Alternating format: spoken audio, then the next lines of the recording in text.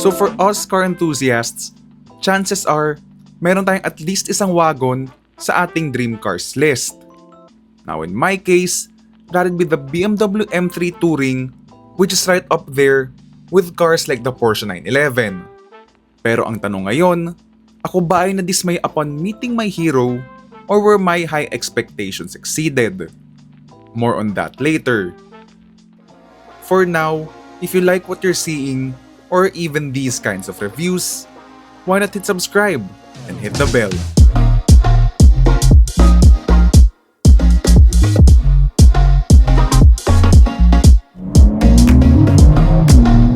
Woohoo! What a car! What a car this thing!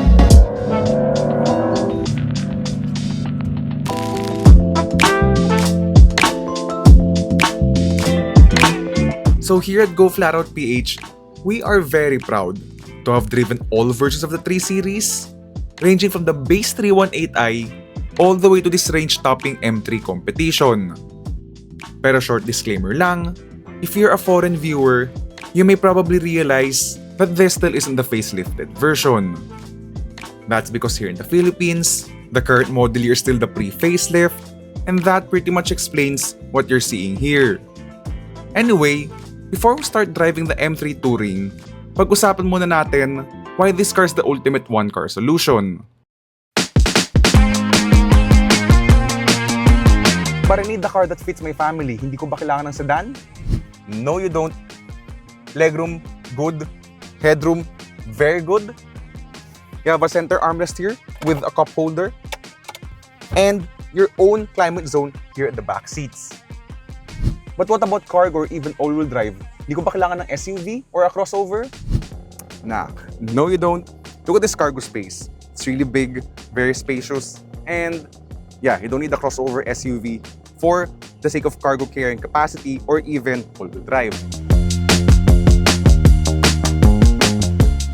Pero what about ground clearance? Hindi ko ba kailangan ng pickup? Well, at 123mm, there's a chance na baka sumayad ka dito. But in my use case, never ko tong na-scrape, never na sumete with the BMW M3 Touring. So therefore, if you can afford this car, I don't know, buy a new house?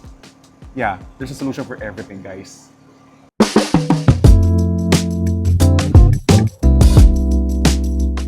Yeah, so beauty's in the eye of the beholder. Pero personally, I have come to appreciate and truly like the way the BMW M3 Touring looks. So this, kayo nang bala kung whether you like the grille or not, but seeing so many BMW M4s and M3s in car meets and mga various car events, I have come to appreciate the front-end design of this car. And then, being a BMW M3, you have these wide fenders here at the front. Of course, this is also functional, being a BMW M car. And worth noting as well is that the M3 Touring comes with staggered wheels. So those are 19s at the front, while these ones at the rear are larger 20-inch wheels. Then out here in the back of the BMW M3 Touring, well, again, it's kind of like the standard 3 Series pa rin, but of course, being a true M car, you have these quad exhausts. They're real exhausts and of course, very purposeful look, mas wider yung kanyang rear fenders. And so yeah, overall, I think we can all agree na the M3 Touring's best angle is probably gonna be its rear end. And so with that in mind, pumasok na ngayon tayo sa interior ng BMW M3 Touring, talk about what else this car has to offer.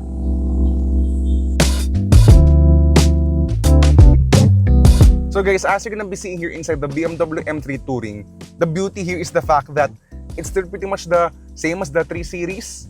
That is both a good thing and a bad thing, but it's mostly a good thing because in the first place, BMW has made a well-designed interior that even in a car that costs more than 10 million pesos, it is still a very nice and luxurious interior. So in terms of the materials, especially with the seats and the door cards here, they're finished in genuine leather as opposed to the synthetic leather in the base 3 Series and M340i. And then you also have a lot of aluminum details here, which really helps in making the interior feel very premium. And I really love aluminum interiors. I love these silver trims compared to the gloss black stuff you would find in other cars. These lovely M Sport seats are very nice. These bucket seats are both very supportive and very comfortable. And of course, also very lovely to the touch. You also have here iDrive 8, not 8.5 because hindi ito yung facelifted M3. And yes, in the Philippine market, this is indeed the 2025 model year of the M3 Touring. Nevertheless, you have here iDrive 8, but even if it's not the iDrive 8.5 or iDrive 9 like in the X3 plug-in hybrid, you now have here BMW Connected Drive. So my smartphone is currently linked to the car. And so yun nga, I'm able to control various vehicle functions from my smartphone. And then apart from those connected features, you also have Apple CarPlay and Android Auto, both wireless of course. Worth noting as well is that you have a Harman Kardon sound system which sounds really nice. And with that in mind, sabi ko nga, the best part with the BMW M3 Touring isn't the design, isn't the way the car looks, but of course, driving experience. So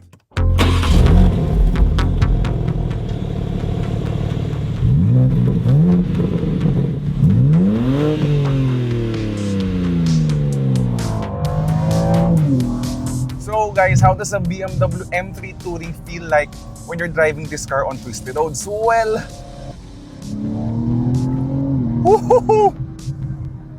of course, in a BMW M car or an M3 rather, talagang the inline 6 is a critical ingredient. Okay, sure, they have a V8, they even had the V10 in the case of the BMW M5 before, the E60. Pero I think, sa totoo lang, the identity of BMW as a brand is really tied into the inline 6 basically. So everything in the vehicle is currently at sport mode except for the suspension because yeah, Pilipinas to, but these are billiard smooth roads na naman. The good thing about the BMW M3 Touring is that with xDrive, the car is so usable, it's so safe. What I mean by that is, though this is all-wheel drive, the xDrive all-wheel drive system basically only sends power to the front wheels kapag the system is detecting slip at the rear wheels. So as we shuffle through the corners kanina, this car is really talagang following your directed intents with how it will attack the corner. Basically, this car, despite having all of this amount of power, it is very predictable, very safe. Talagang you know what it will be doing with whatever you do to the steering, the throttle. It's really gonna follow your intent. But of course, if you wanna have a bit of fun, if you wanna be a hooligan for a minute, of course in a safe, closed environment, you can turn off all of the assistance systems. For example, the DSC. You can actually adjust the DSC. Basically, the more aggressive the DSC, the less of a drift angle that you're gonna be able to execute. But of course, with less intervention from the DSC, that is when you're gonna be able to nail a drift with, of course, a much better angle. In fact, this car has a drift analyzer, and yeah, that is when you know that the BMW M3 Touring is both a very predictable, very balanced, and very tenaciously grippy high-performance wagon. But when you wanna have a bit of fun, when you wanna have a bit of that, I guess, danger level from, of course, the oversteer and all of those sensations, you can really explore your limits as a driver with the BMW M3 Touring and its various BMW M driver assistance features.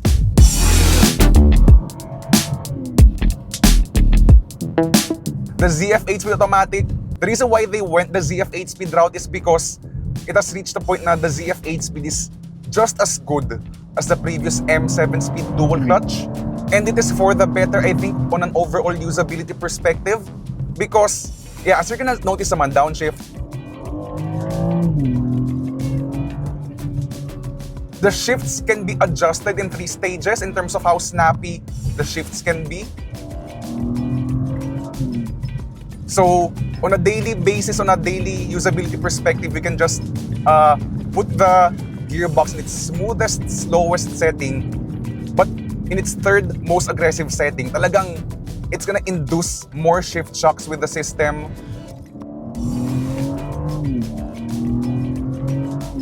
And this is a ZF8 speed na in terms of tuning, talagang it really follows your intents. It will really upshift, downshift based on talagang how and when you flick the paddles. Usually kasi with a car na may paddle shifters, they tend to have a bit of a delay. Not so with the M3 Touring. Yun nga, it's really following whatever I command the ZFHP to do. And then, let us talk about na ngayon the car's body control. Ang sobrang swabe nung handling ng BMW M3 Touring compared to the M340i. The M340i is already good. Alam nyo naman na based on my autocross experience with the car, even in Thailand, talagang that car is really grippy, high limits of grip, but this is even more tenaciously grippy.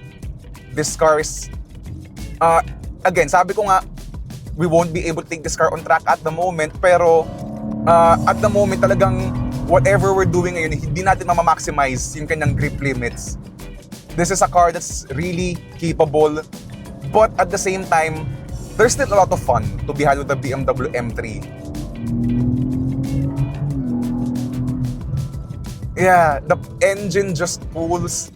The S58 inline 6, that's of course for the BMW M cars, B58 kasi yung mga nasa non-M cars. It is really a very capable engine. So yeah, grip-wise, powertrain-wise, this car is just all-out capable, yet very usable, very safe to exploit. It makes even a novice or a first-timer driving such a high caliber of a performance car feel like a professional because yun nga, sobrang confidence-inspiring ng kayang gawin itong BMW M3 Touring. The steering, compared to the 3 Series, the M340i, this is even better. It's very sharp. In terms of feel, I still want a bit more feel compared to what a Porsche steering can do. But here in the M3 Touring, put the steering wheel in sport mode, that is when it's at its best. The weight is just right.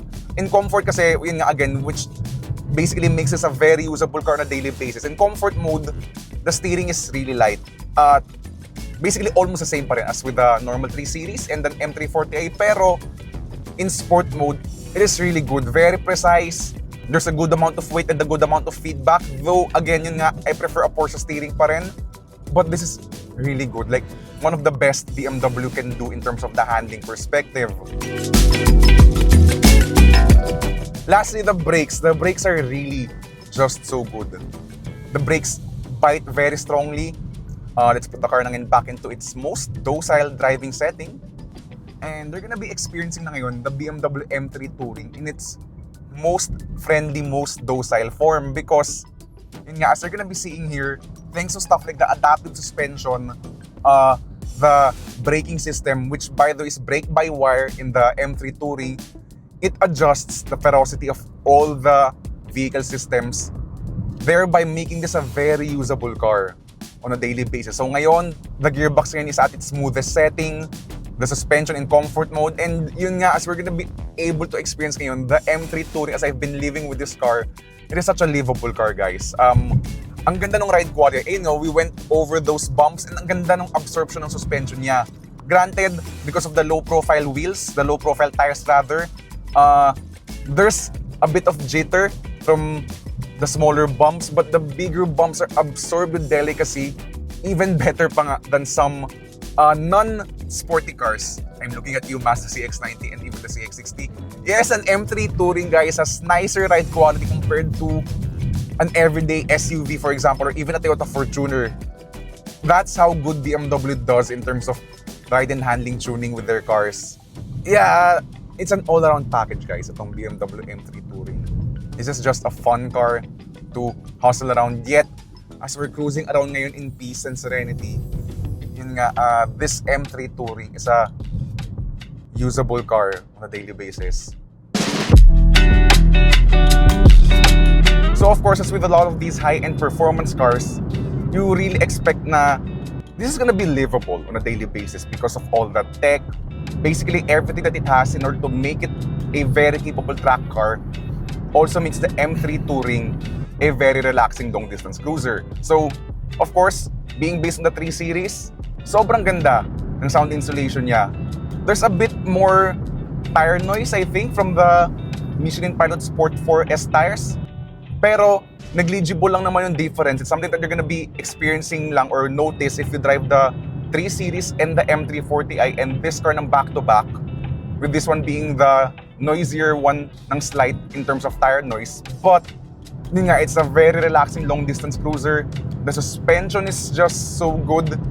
Remember when I drove the Nissan Z mismo, sabi ko nga ang tigas ng suspension niya.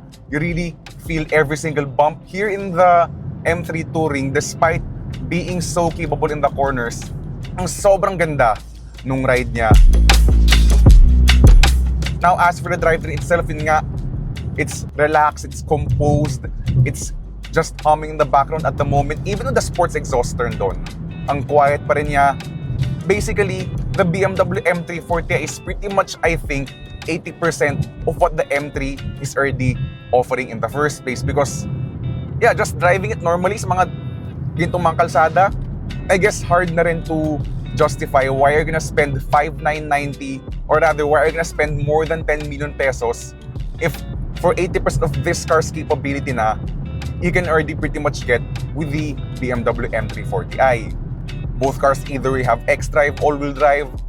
But of course, the reason we're gonna be getting this BMW M3 Touring is that you just want the superlative. You want the best of the best in terms of track capability, which to be fair, the M3 40i is already track capable. So the M3 Touring is just that superlative level of supercar slaying performance. Kaya yeah, sa totoo lang, Dream One Car Garage, this is it for me. Okay, admittedly, my ultimate dream car talaga is the Porsche 911, but let's be honest, yes, it is usable on a daily basis in 911 as I've driven recently in Thailand. Pero, being a smaller car with tiny rear seats, itong M3 Touring talaga is the ultimate dream one car garage solution. And then last, let's talk about the fuel economy. This M3 Touring, if you treat it sensibly, nang hindi ka laging birit ng birit or harurot ng harurot, this can do. Like, this is doing 9.6 kilometers per liter under my hands. Really good stuff for the M3 Touring. Unfortunately though, and depending na to on your POV, I guess, the M3 Touring in Philippine spec, however, doesn't come with any advanced driver assistance systems. So again, kaya siya, depending on your POV, whether it's a good thing or a bad thing, because I can see some people who don't want those features in the first place. Personally, just give me automatic emergency braking, lane departure warning, and blind spot warning. Pero yun nga, as is ngayon, itong 2025 M3 Touring in the Philippines doesn't come with any advanced driver assistance systems. In fact, even the headlights, the LED headlights, hindi rin siya yung adaptive matrix type. But instead, it is just your standard manual LED headlights na, yun nga, syempre, auto on-off, but no adaptive high beams. But, lack of ADAS aside, this M3 Touring talaga, this is the ultimate dream one car garage solution.